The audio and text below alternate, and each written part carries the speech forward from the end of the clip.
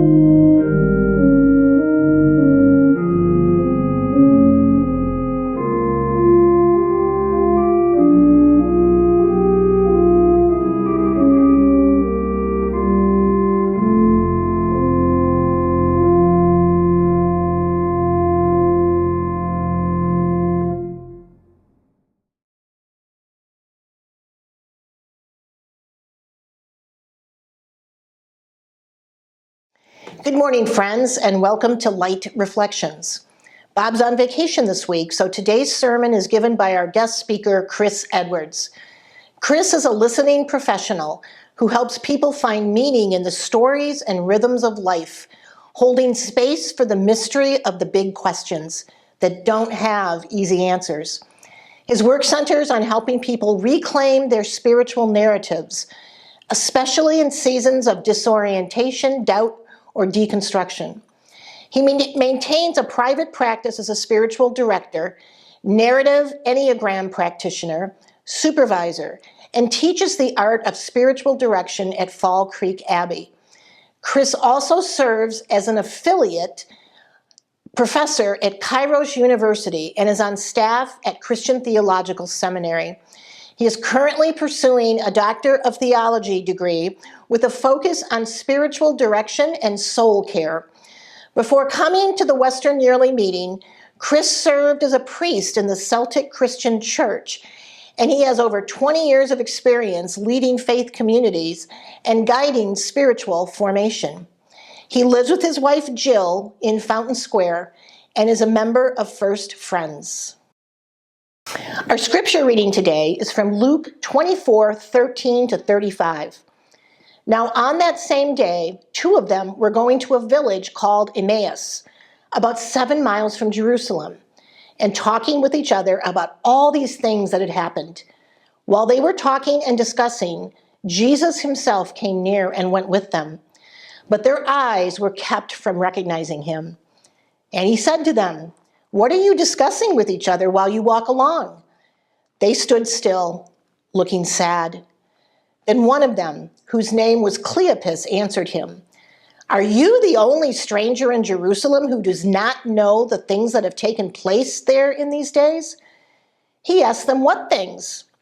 They replied, "The things about Jesus of Nazareth, who was a prophet, mighty in deed and word before God and all the people, and how our chief priests and leaders handed him over to be condemned to death and crucified him. But we had hoped that he was the one to redeem Israel. Yes, and besides all this, it is now the third day since these things took place. Moreover, some women of our group astounded us. They were at the tomb early this morning, and when they did not find his body there, they came back and told us that they had indeed seen a vision of angels who said that he was alive. Some of those who were with us went to the tomb and found it just as the women had said, but they did not see him." Then he said to them, "Oh, how foolish you are, and how slow of heart to believe all that the prophets have declared. Was it not necessary that the Messiah should suffer these things and then enter into his glory?"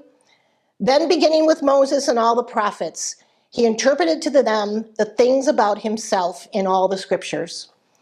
As they came near the village to which they were going, he walked ahead as if he were going on.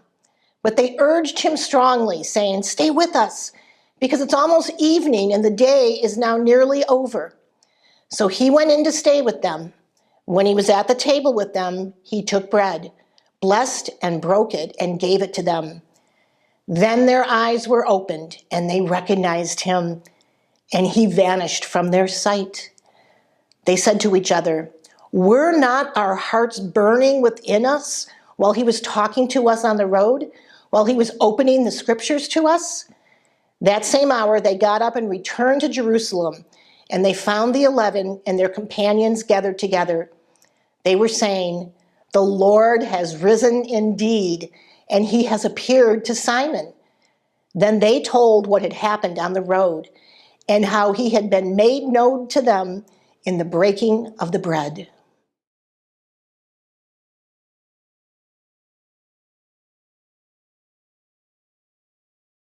I think Quakers have a superpower, but I'm not sure that we know it. In waiting worship, we learn a skill that's deeply needed but neglected by our culture. Jesus modeled this skill for us over and over, but a particularly clear example can be found in Luke 24:13-35 on the road to Emmaus. For context, just before these verses, Jesus was crucified, died, and he has just risen from the grave.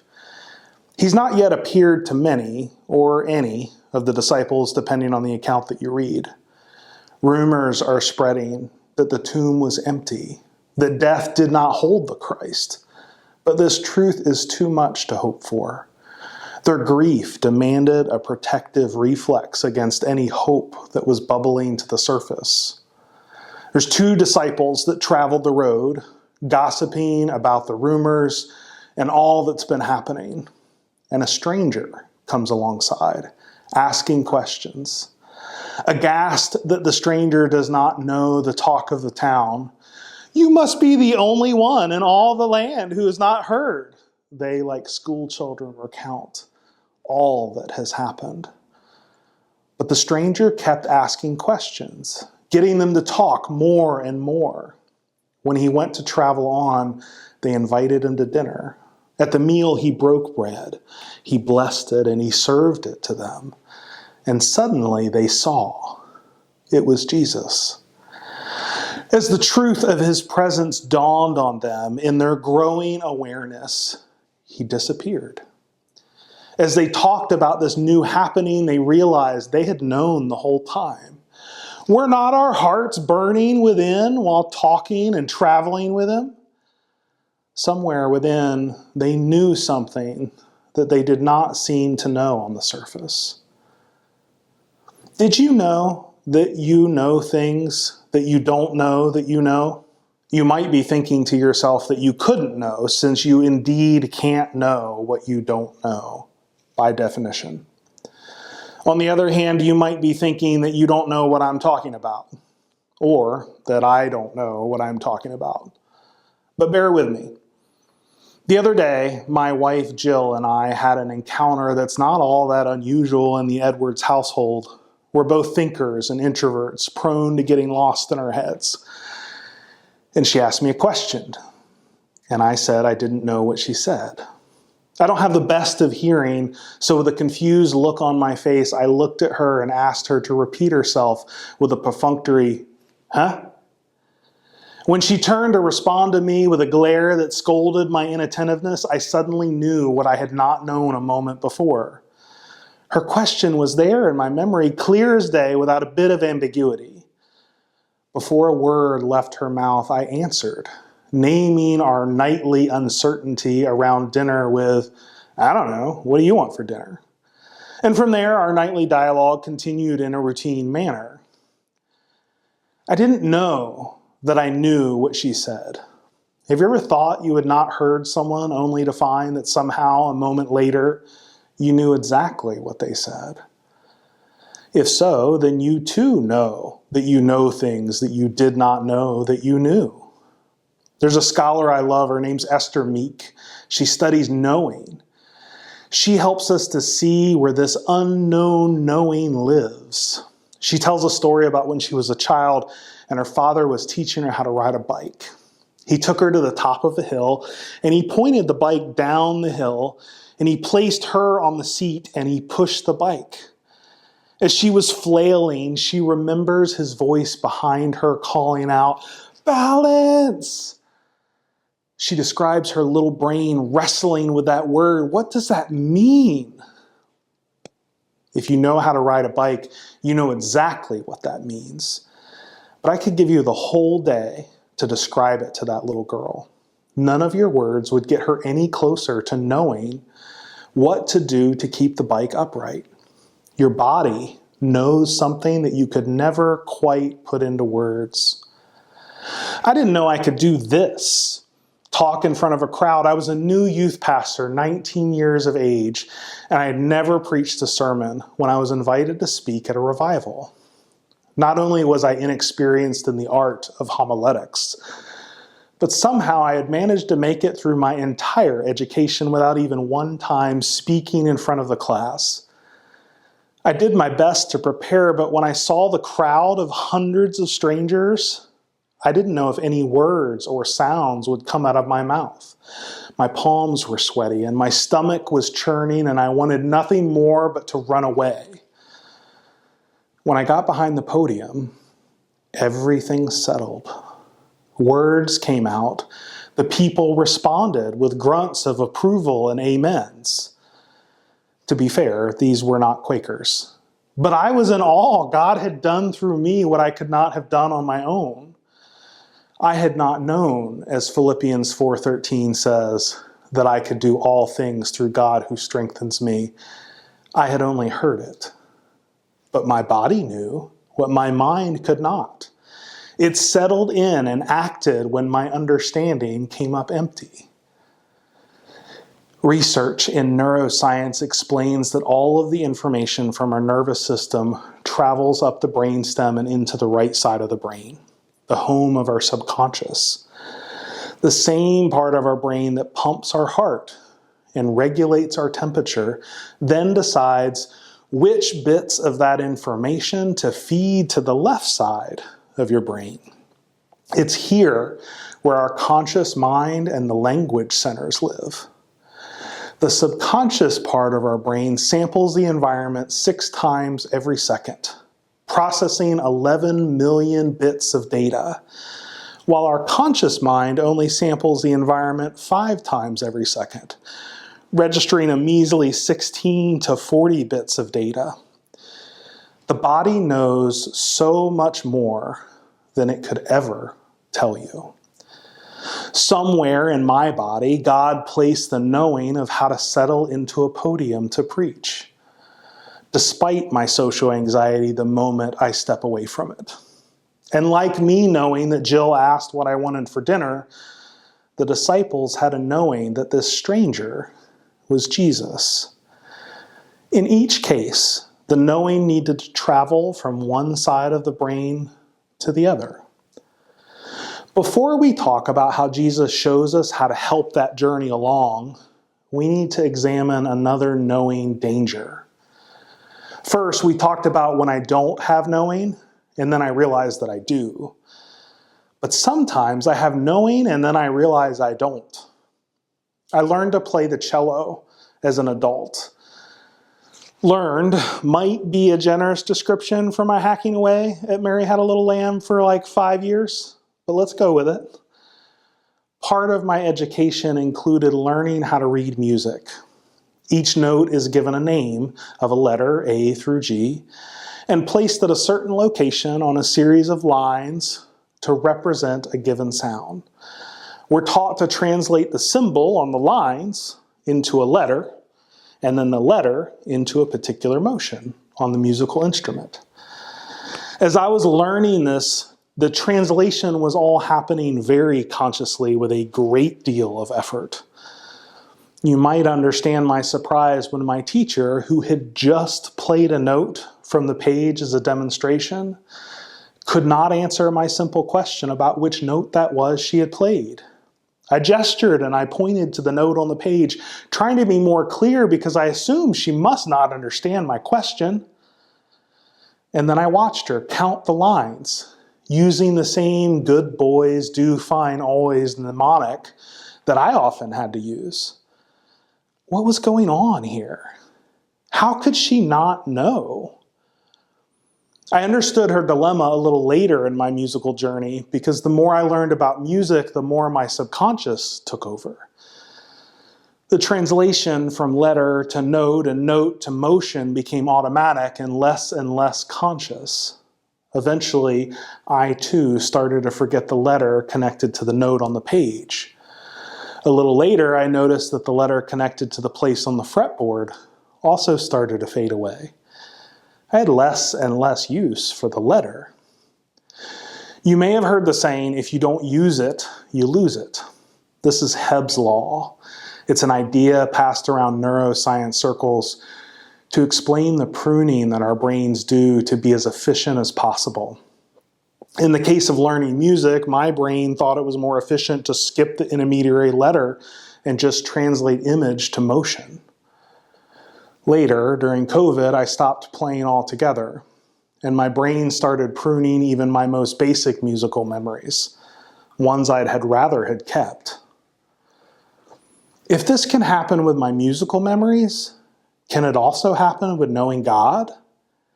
How is it that the disciples forgot the face of their friend Jesus? Had their brains begun pruning away the image of the man they thought dead? I've caught myself forgetting God's work in my life. Our world offers so few places to tell our God stories.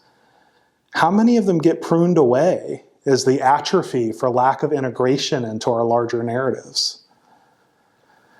Any solution from Jesus to our knowing problems needs to include not just how to get my knowing from my subconscious right brain to my conscious left brain, but also how to keep from forgetting the knowing that I don't even know that I know.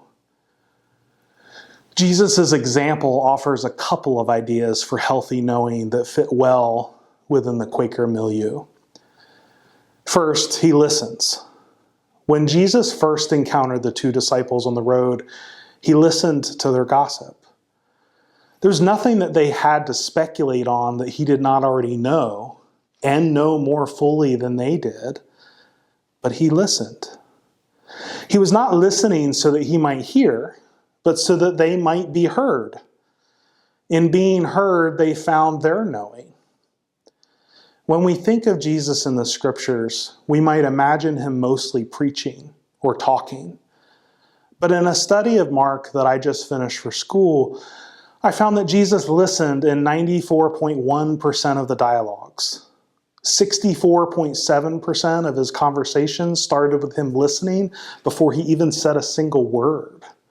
Quakers are no strangers to listening. In waiting worship, we listen for the light within. In clearness committees, we listen for the fingerprints of God and the narrative of the person before us. Listening is a natural part of our contemplative ethos. Quaker Douglas Steere is often quoted as saying, "To listen another soul into a condition of disclosure and discovery may be almost the greatest service that any human being ever performs for another. One can listen someone into existence." I completed a training in listening once. Our first assignment was to write our spiritual narrative. Each week for the first 6 months of the 2-year class, we heard one of our peers deliver their story in front of the group.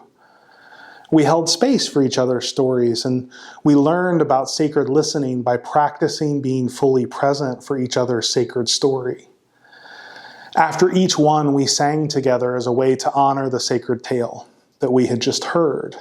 It was a song developed in a workshop with Carrie Newcomer, a Quaker singer-songwriter. The first few times it felt a little silly, but the words started to work on something inside of me. It's ordinary, extraordinary. It's a true soul story, and it's holy. It is holy. I had completed exercises like this before for seminary, men's groups, ordination, etc. I was used to sharing my testimony. I had even shared parts of it weekly in front of my church as a pastor. On paper, this was nothing new, but when I shared my spiritual narrative with this group of people who were intentionally practicing the art of listening, something shifted. Tears formed in my eyes as I told familiar stories in what would seem on the surface to be a familiar setting. When I finished, there was a pregnant pause, and it felt like my whole being was somehow sinking deeper or zooming in or something. The first person started singing. It's a true soul story. Their voice cut the silence with a sacred truth. Other voices joined in, and I shuffled back to my seat with tears flowing freely. All sorts of connections started to form in my mind, weaving the narrative of my life into a new and beautiful tapestry of meaning. There I was, listened into having a spiritual experience. It is holy. These people had listened me into what Steere called a condition of disclosure and discovery.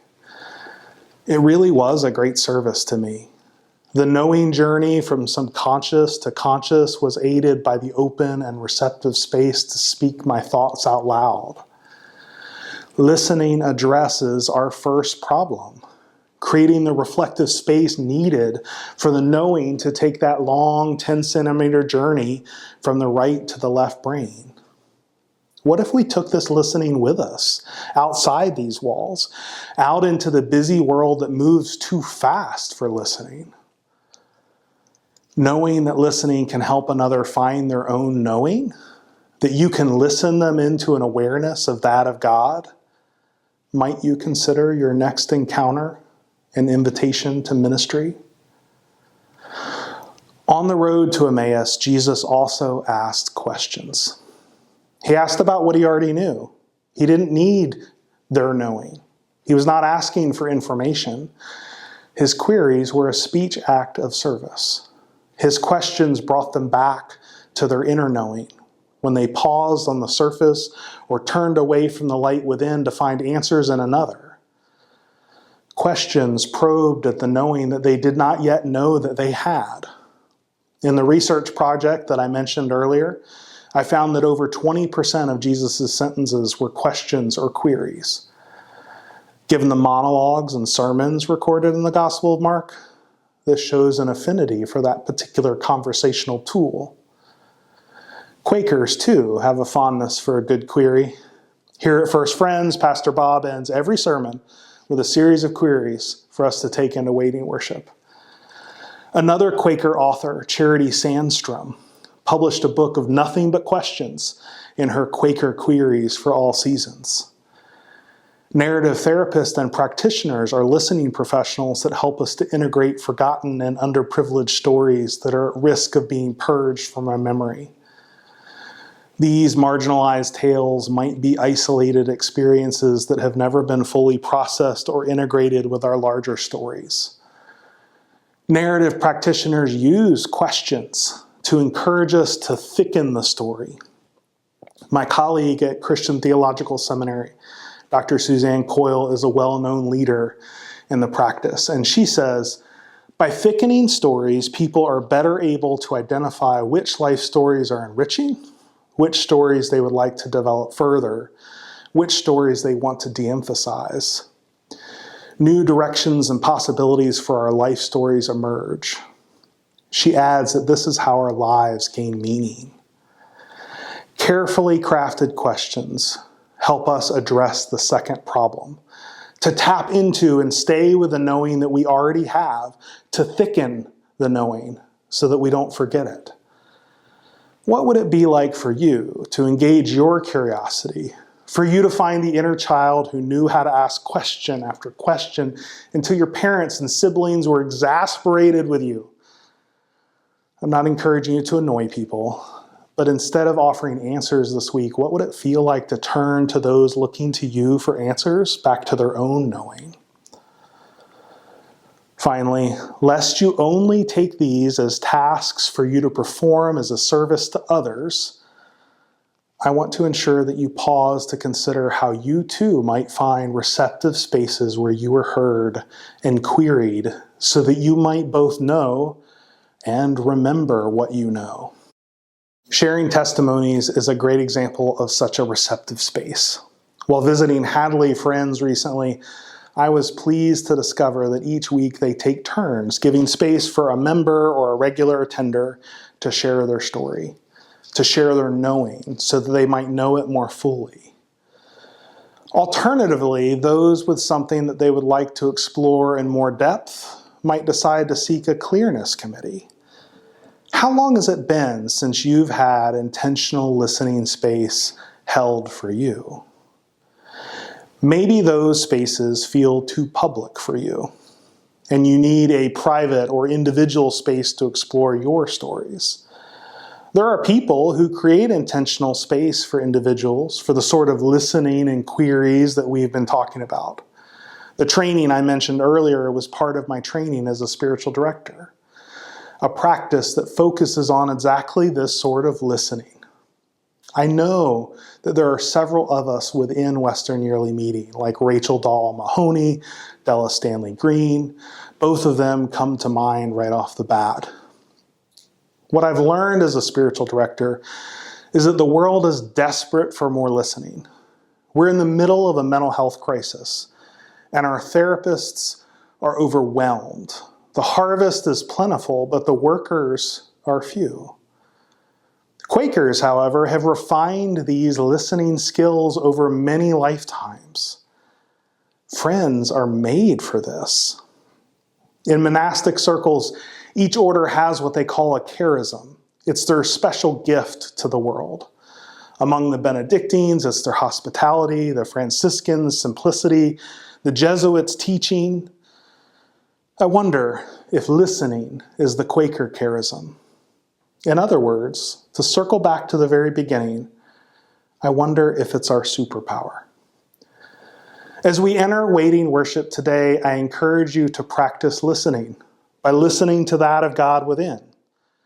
Curiosity by focusing on the queries from the message, and receptivity by being receptive to what God might be saying to you or may want to say through you.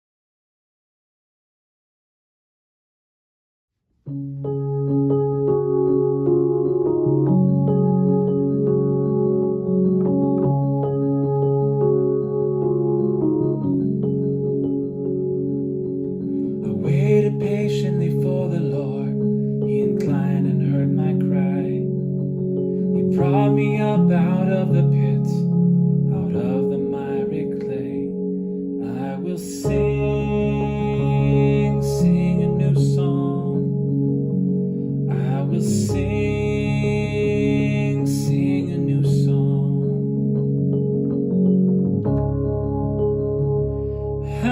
long to sing this song. How long to sing this song? How long? How long? How long? How long to sing this song?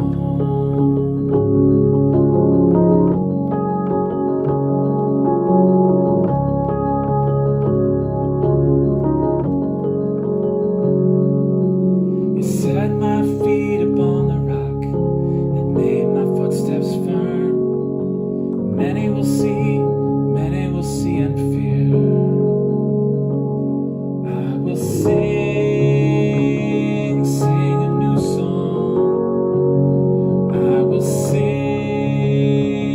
sing a new song. I will sing, sing a new song. I will sing, sing a new song. How long to sing this song? How long to sing this song? How long to sing this song? How long to sing this song? How long? How long? How long? How long to sing this song? To sing this song.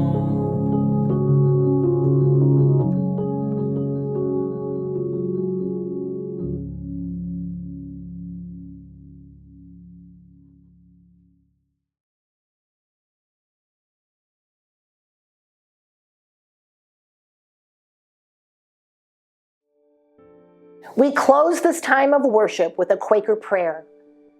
God, open our eyes and unstop our ears, that we may see your light and may hear your heartbeat, reflecting and resounding within our chests, in those of all our neighbors, near and far, in all creatures and plants, and in the ground we walk upon.